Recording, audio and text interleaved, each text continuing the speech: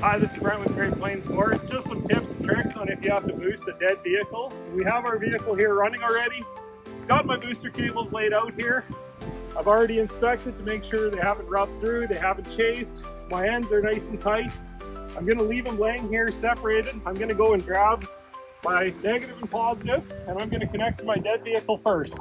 Always gonna connect my positive first. Now I'm gonna make sure my other ones haven't touched. I would normally go to an engine ground, but this being a diesel, unfortunately, I can't go to a ground, so I'm just gonna go to the ground side of my battery.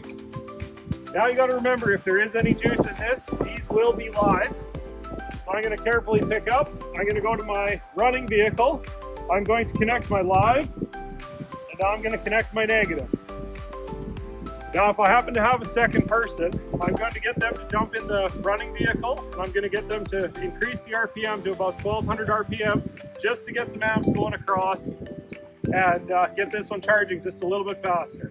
Now I'm going to let this one sit for 5-10 seconds, just a little bit, just so it can get some power to the battery, a little bit of heat to the battery.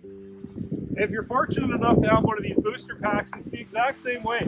You can hook your red up to your positive, and your black up to an engine ground or to the battery ground. And if yours has a switch, then you would connect your switch, turn it on. Ours do not, ours are live at all times. So now that this one has got a little bit of charge to it,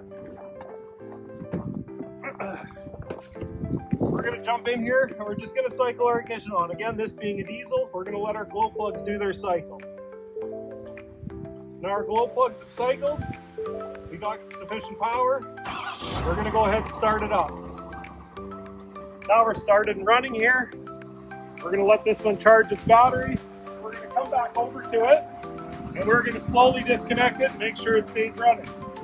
It stayed running, so we're safe. I'm gonna just hang on to these cables. You've gotta remember they're live, and I'm gonna disconnect. Now that we're disconnected, there's no power running through the cables. We're gonna cover this one. We can shut our hood. This one now, I would let it run and warm up. I would advise the driver to go for a good 20-minute drive and to not shut the engine off until you're somewhere where you're safe to be boosted again, or are sure that you can either charge your batteries or get your batteries tested. If it does not start, I would recommend getting the batteries tested again, or tested. And if they test good, I would be then checking for a parasitic draw somewhere within the vehicle electronics.